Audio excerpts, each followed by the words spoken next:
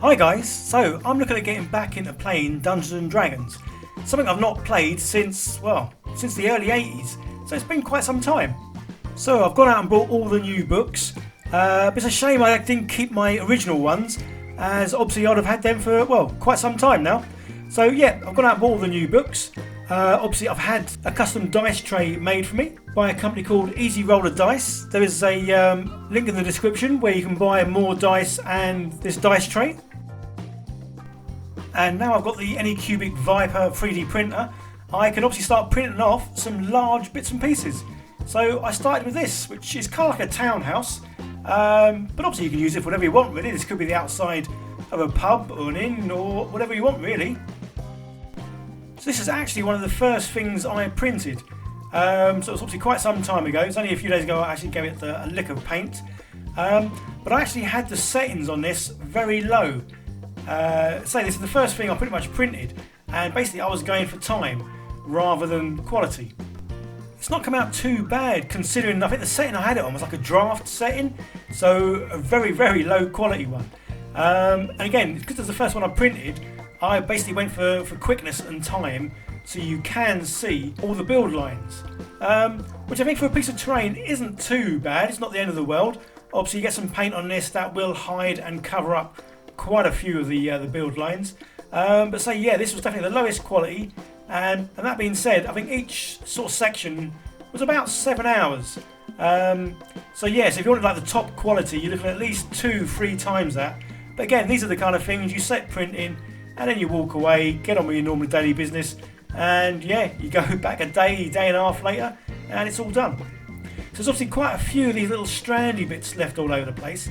I looked up online, and obviously the best way to get rid of those is to sort of burn them off with a little flame, which is quite cool because obviously everyone knows I do like getting this little candlestick flame thingy out and yeah, setting fire to things. Well, I haven't really done that for quite some time, but if you look back at some of my earliest videos, you'll see me setting fire to some space marines, and yeah, boy, did they go up well. So yeah, go check that video out, guys. So it doesn't take too long to sort of get rid of all the little fluffy, furry little lines that are here and there. That's how they do seem to sort of disappear very quickly with a little flame. Yeah, so once that's all done, we can then slap some paint on this. And I have seen quite a lot of videos where they do the 3D printing and basically they just paint straight onto it. So yeah, so no real need to do primer. So, well, I like to try new things out, so I thought I'd have a go at doing that myself.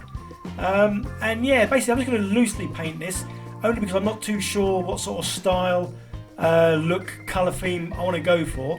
Because basically I'm going to print out quite a few of these kind of like building pieces.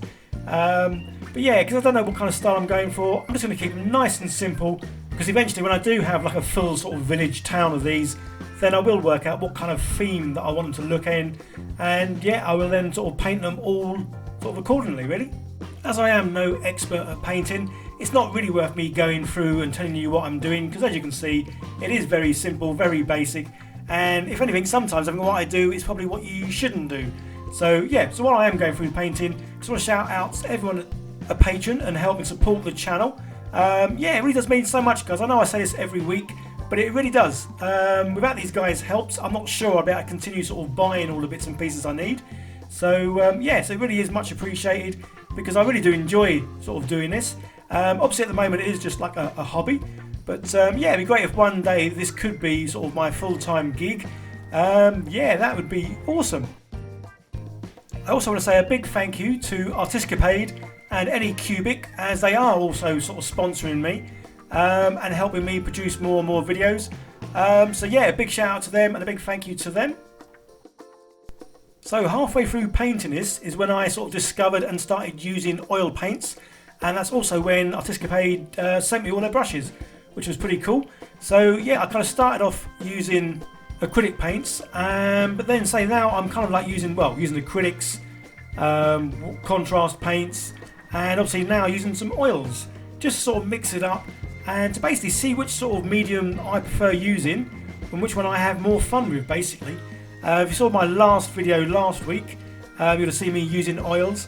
It's quite a messy job, but definitely a fun one, and I did kind of enjoy the look, the feel, and obviously the end result. So yeah, I'm going to be doing quite a few sort of painting jobs using the oil paints, just to obviously one, try and get better, and two, see if it is something that I really enjoy, because if it is, then well, you'll be seeing a lot more oil paintings coming your way. Again, I'm far from being an expert here, so yeah, if I am doing anything wrong, well, live with it, because I'm basically having fun using these. And I guess the thing I really like about these is you don't have to be too neat. The end results do come out pretty good, and there's a lot more sort of inconsistency with the colour, and by that I mean it's not like block colours. As you can see here, obviously I put the paint on, and then using one of these like makeup remover sort of sponges, you sort of dab away bits, and obviously you can dab away more here or there, just so even like with the blacks, one area is obviously blacker than others. And yeah, I just kind of like that. Say it is definitely a very messy style of painting, which I guess is another reason why I think I enjoy it more, because it isn't a case of being too neat. And to obviously break up the sort of the brick colour to make some bricks obviously a bit lighter, a bit darker, some look more worn. Yeah, as you can see, I'm just sort of dabbing on a bit of grey here and there, and then again using the sponge, dabbing it off, so it sort of just leaves sort of hints of the grey here and there. And yeah, I mean, obviously what I do isn't going to be to everyone's style, tastes and likes, but the main thing about this hobby is doing what you enjoy, and obviously the results you get, if you're happy with them, then it doesn't really matter what other people think, because you're having fun and it's you that's going to be using whatever item it is afterwards. So yeah, as I say, I had a lot of fun doing this, but you do need a lot of wet wipes on hand, or tissues or toweling, just because you will get messy.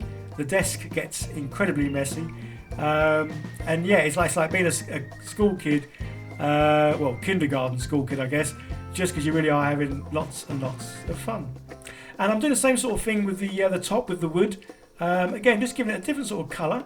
I mean, it almost doesn't really matter what colours you go for. I really sort of make them completely different.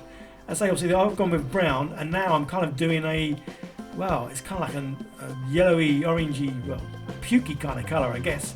But again, just putting that on and then using the sponge, sort of taking bits off, some bits more than others, and it just gives it a bit more of a worn and sort of inconsistent sort of colour look, which again, I really like. And then to finish it all off, I basically sort of gone over the whole thing with a good old bit of dry brushing. I think I've got a bit of sort of whitish grey on my brush. And again, I just love the little highlights, obviously where it hits the raised edges and obviously the corners. It just adds that little bit of whiteness to it. Again, making it look a little bit more worn, and just sort of variety of sort of textures, colours, highlights, shadows, all that kind of good stuff really. Yeah, so I'm pretty pleased with how it looks. Again, the chances are I will be repainting this probably entirely when I do print off more and more bits, just so I can have like the whole sort of town set scenery basically looking the same. But obviously that's a lot further down the line from now. And there we go, that's it, pretty much done now. Yeah, so I'm pleased with the effect, I like the look of it. The 3D printing I think came out really well, considering this was so low res, it's untrue. So I'm definitely going to do some more of the scenery and obviously print them in a higher quality, and just let the printer go all night long basically. So yes, I am looking forward to getting out and having a game of D&D. So guys, this is a bit of a looking for sort of group kind of shout out. If there is anyone here in the Hampshire area that wants to play D&D, has played D&D, please get in contact. My email address will be down below, as I want to sort of get a group going, but I want to play in real life. I know obviously we can get groups going over Skype and all these other kind of like internet sort of thingies, but I'm like an old-fashioned player. I would rather sort of meet up with people face to face, round a board game, have the little miniatures and all the board pieces, and yeah, sort of play in real life. So get in contact if you are sort of local guys, as we'll try and get a team together. Awesome. Okay, well cheers for sticking around to the end guys, thanks for watching. This also was quite a short little video.